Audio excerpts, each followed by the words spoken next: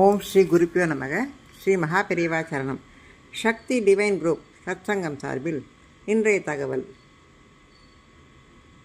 மலை உச்சியில் அமர்ந்திருந்தார் கடவுள். வெறுங்கையோடு பார்க்க போகாதே, ஏதாவது கொண்டு போ என்றார்கள். இருந்ததை எடுத்துக்கொண்டு கிளம்பினேன். மலைத்து நின்றேன். மலை அடிவாரத்தில் ரொம்ப உயரம் போலவே. ஏற முடியுமா என்னால்? மலையை சுற்றிலும் பல வழிகள் மேலே போவதற்கு. அமைதியான வழி, ஆழ்ந்த தியானத்தின் வழி, சாஸ்திர வழி, சம்பிரதாய வழி, மந்திர வழி, தந்திர வழி, கட்டண வழி, கடின வழி, சுலப வழி, குறுக்கு வழி, துரித வழி, சிபார்சு வழி, பொது வழி, பழைய வழி, புதிய வழி, இன்னும் கணக்கில் அடங்கா. அடே அப்பா, எத்தனை வழிகள்! ஒவ்வொன்றிலும் ஒரு வழிகாட்டி. கண்டுகொள்ளவில்லை சில வழிகாட்டிகள். என் வழியில் ஏற உனக்கு தகுதி இல்லை ஒதுக்கினர் சிலர். நான் கூட்டிப் போகிறேன் வா, கட்டணம் தேவையில்லை, என் வழியில் ஏறினால் போதும். எத்தனை பேர் என் வழியில் ஏறினர் என எனக்கு கணக்கு காட்ட வேண்டும் என கைப்பிடித்து இழுத்தனர் சிலர். மேலே ஏறும் சிரமம் உனக்கு வேண்டாம், உனக்கு பதில் நான் போகிறேன், கட்டணம் மட்டும் செலுத்து என சிலர். பார்க்கணும், அவ்வளவுதானே, இங்கே இருந்து காட்டுகிறேன் பார், அது போதும், அதெல்லாம் நாங்கள் மட்டும்தான் ஏற முடியும் ஆணவ அதிகாரத்துடன் சிலர். அங்கேயெல்லாம் உன்னால் போக முடியாது, உன்னால் ஏற முடியாது, தூரம் அதிகம், திரும்பிப்போ, அவரை என்னத்துக்கு பார்க்கணும், பார்த்து ஆகப் போகிறது என்ன? அதைரியப்படுத்தினர் சிலர். உண்மையில் நீ பார்க்கும் தூரம் இல்லை, ஏறினால் ஏறிக்கொண்டே இருக்க வேண்டும். அது ஒரு வழி பாதை. ஒரு முறை ஏற ஆரம்பித்தால் திரும்ப முடியாது, அப்படியே போக வேண்டியதுதான் பயமுறுத்தினர் சிலர்.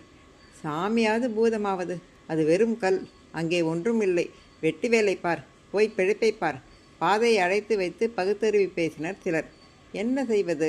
ஏறுவதா திரும்பி போவதா? குழம்பி நின்ற என்னிடம் கை நீட்டியது ஒரு பசித்த வயிறு. கடவுளுக்கென்று கொணர்ந்ததை அந்த கையில் வைத்தேன். நவராசியா இரு. வாழ்த்திய முகத்தினை பார்த்தேன். நன்றியுடன் என்னை நோக்கி அந்த பூஞ்சை அடைந்த கண்களிலிருந்து புன்னகைத்தார் கடவுள். இங்கென்ன செய்கிறீர்? நான் இங்கே தானே இருக்கிறேன். அப்போ அங்கிருப்பது யார்? மலை உச்சியை நோக்கி கை நீட்டினேன். அங்கேயும் இருக்கிறேன். எங்கேயும் இருப்பவன் அல்லவா நான். இங்கே என்னை காண முடியாதவர் அங்கே வருகிறார் சிரமப்பட்டு. ஆனால் திணறினேன். இது உமது உருவம் அல்லவே. அதுவும் எனது உருவம் அல்லவே. எனக்கென்று தனி உருவம் இல்லை. நீ என்னை எதில் காண்கிறாயோ அது நானாவேன். அப்படியென்றால் வாழ்த்திய கண்களில் உனக்கு தெரிபவனும் நானே. பசித்த வயிற்றோடு கை நீட்டியவன் உணவளித்த உன் கண்களில் காண்பதும் என்னையே. தருபவனும் நானே, பெறுபவனும் நானே. நான் எங்கும் எதிலும் இருக்கிறேன். என் தரிசனம் பெற கண் தேவையில்லை, மனதுதான் வேண்டும். அப்போ உன்னை பார்க்க மலை ஏற வேண்டாம் என்கிறாயா? குழப்பத்துடன் கேட்டேன்.